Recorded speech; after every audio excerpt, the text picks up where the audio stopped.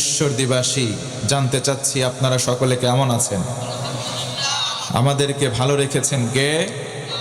আল্লাহ রাব্বুল আলামিন বলেন, وَمَن يَتَّقِ اللَّهَ يَجْعَل لَّهُ مَخْرَجًا। বান্দা, কলিজার মধ্যে যদি আল্লাহর ভয় পয়দা করো, তোমার জন্য আমি কিছু জায়গার বন্দোবস্ত করে দেব। বেকার ভাইয়েরা রয়েছেন, বেকারত্ব অভিশাপের মতো আমাদের কাছে।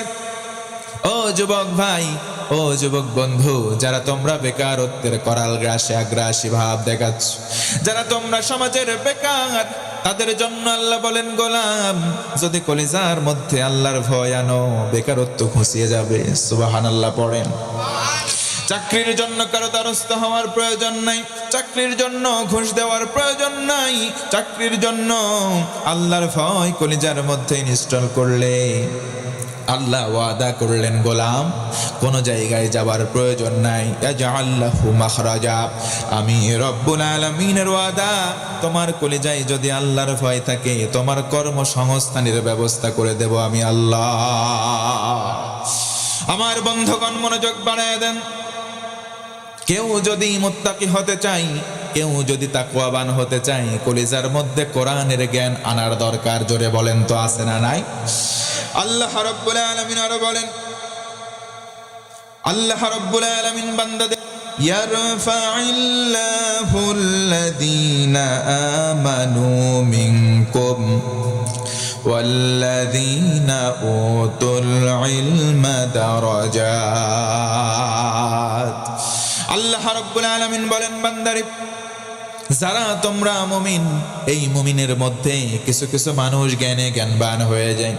আল্লাহ বলেন, যারা মুমিন হবে, মুমিন হওয়ার পর যারা জ্ঞানে জ্ঞানবান হবে, অবশ্যই কোরআনের জ্ঞানে জ্ঞানবান হওয়া লাগবে। কোরআনের জ্ঞানে যারা জ্ঞানবান হবে, আল্লাহ বলেন, গোলাম, ইয়ারফা'িল্লাহ, আল্লাহ নিজে তার সম্মান উঁচু করে দেবেন। জোরে বলুন সুবহানাল্লাহ। ভাইরা, জানতে চাই, বলেন তো সম্মান দেনেওয়ালা কে? আরো জোরে বলেন তো, সম্মান দেওয়ার মালিক কে? ওয়া তু'ইজ্জু মান তাশাউ ওয়া তুযিল্লু মান তাশাউ বিয়াদিকাল খায়র।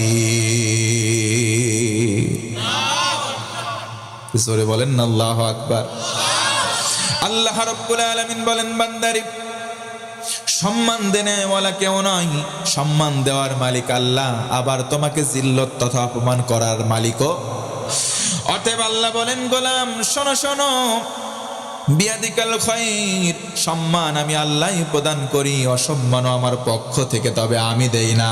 মুফাসসির উল্লেখ করেন, কেউ যদি জিল্লত হয়, কেউ যদি অপমানিত হয়, নিজের কৃত কর্মের কারণেই হয়। জোরে কন্না আউযুবিল্লাহ। আল্লাহ রাব্বুল আলামিন এই জন্য বলেন, বান্দারে, কোরআনের শিক্ষায় শিক্ষিত হবা, আর রাসূলের আদর্শ মানবা না, হবে না। কোরআনের শিক্ষায় যারা শিক্ষিত হবে, তারা সুন্নত শতভাগ মানবে। লাকাদ কানা লাকুম ফি রাসূলিল্লাহি উসওয়াতুন হাসানাহ। আল্লাহ বলেন, গোলাম, রাসূলের জীবন আদর্শের ভিতরে তোমাদের জন্য নিদর্শন রয়েছে। তোমাদের যে উত্তম আদর্শ রয়েছে, সেটা রাসূলের জীবনের মধ্যে।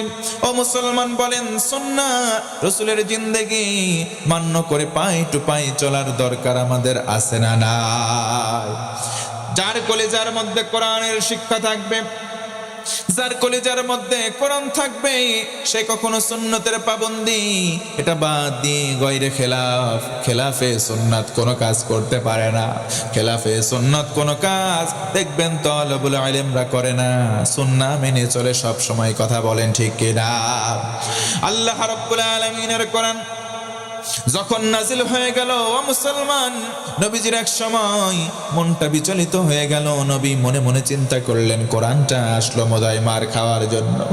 আমি কোরআনের দাওয়াত যেখানে দেওয়া শুরু করলাম, কোরআনের দাওয়াত শুরু করলাম, কেউ তো কোরআন নাই না, গ্রহণ করবার জন্য কত না কিছু করতে হয়, কিন্তু কেউ তো কোরআনের দাওয়াত গ্রহণ করে না প্রারম্ভিক সময়।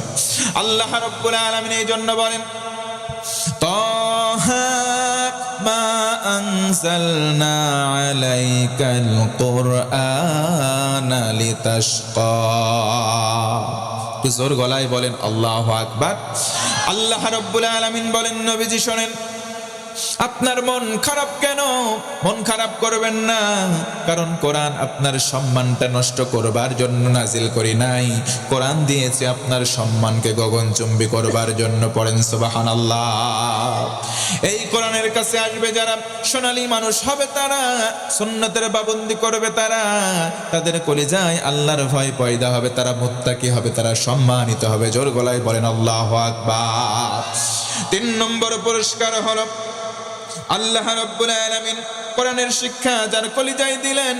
ও মুসলমান, কোরআনের শিক্ষায় কেউ যদি শিক্ষিত হয়, তার ভেতরে আদব চলে আসে, পবিত্র আত্মা হয়ে যায়, তার ভেতরে বেয়াদবি থাকে না। জোরে বলুন সুবহানাল্লাহ।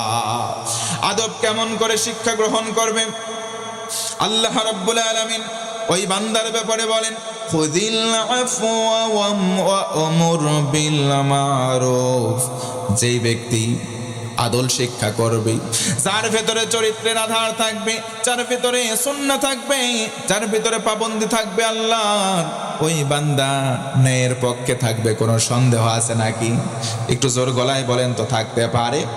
আল্লাহ রাব্বুল আলামিন এই জন্য বলেন, ওয়া ইন্নাকা লাআলা খুলুকিন আযীম।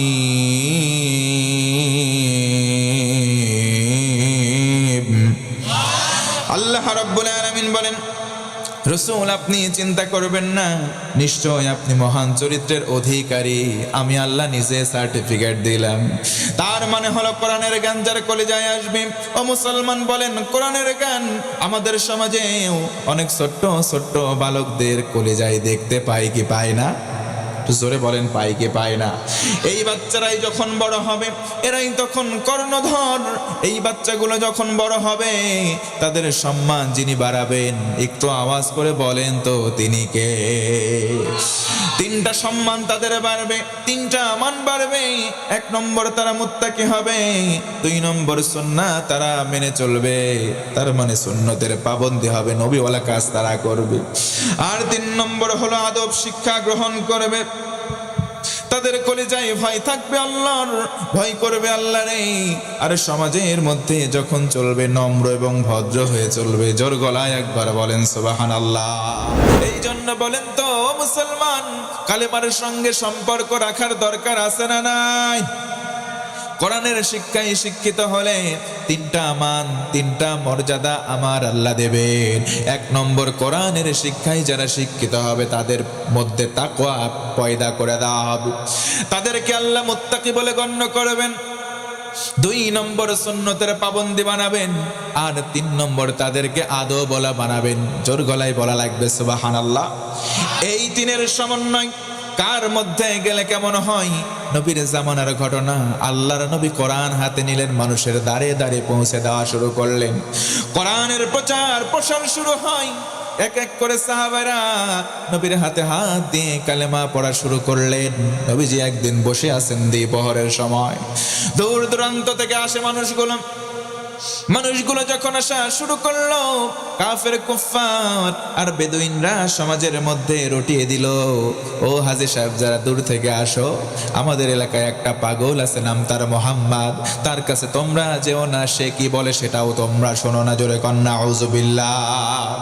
লোকজন চিন্তা করলো, আরে পাগল যদি হবে ছেড়ে দাও, পাগলের কাছে যেতে কেন বারণ করব? বাঙালি মুসলমান আমরা জানি, যেই দিকে না করা হয় সেই দিকে আমাদের আকর্ষণ বেড়ে যায়। কথা বলেন ঠিক কিনা? আমি যদি বলি পেছনের দিকে যাবেন না, ওখানে খাল আছে, কুমির আছে, যুবক ছোট ভাইরা বলবে কুমির যখন আছে যাইতে না করছে তো কি দেখে আসি কুমিরটা কেমন। কথা বলেন ঠিক কিনা? কাফেররা বলল কেউ যাবে না, মোহাম্মদ পাগল। ও মুসলমান, ধিক্কার দিয়ে কাফেরদের প্রতি একবার আওয়াজ করে বলেন তো নাউযুবিল্লাহ। তারা তখন আসলো, চিন্তা করলো, আরে পাগলের কাছে যাব, পাগল দেখবো, কি বলে শুনবো না, সেখান থেকে চলে আসবো। দ্বিপ্রহরের সময়, দুপুরের সময় তারা ঠিক কাছাকাছি চলে গেছে। দূর থেকে দেখে নবী মুহাম্মদ সাল্লাল্লাহু আলাইহি ওয়াসাল্লাম বসে আছে। একবার তারা আসমানের সূর্যের দিকে তাকায়, আবার নবীজির চেহারা মুবারকের দিকে তাকায়। জায়গায় দাঁড়িয়ে বলতে বাধ্য হয়, নবীর চেহারা যেন সূর্যের আলোকে অম্লান করে দেয়। পড়েন আল্লাহু আকবার। নবীর চেহারার উজ্জ্বলতা এত বেশি ছিল, সূর্যের আলো অম্লান হয়। ও মুসলমান, একটু আওয়াজ করে বলেন আল্লাহু আকবার। নবীজি আমার কোরআনের দাওয়াত শুরু করলেন। তারা কাছে আসলো, চিন্তা করলো পাগল যদি হবে তাহলে চেহারা কেন এত সুন্দর, গায়ে থাকবে চট, মাথার চুলে থাকবে জট, কিন্তু কিছুই তো দেখি না। নেতারা বলল তার কাছে যাবে না। কানের মধ্যে থাকা হাত সরালো। নবীর সুললিত কণ্ঠে জান্নাতি জবান মোবারকের কোরআন তেলাওয়াত তারা শুনে জায়গায় দাঁড়িয়ে চোখ দিয়ে ধর ধর করে পানি বের করে দিল।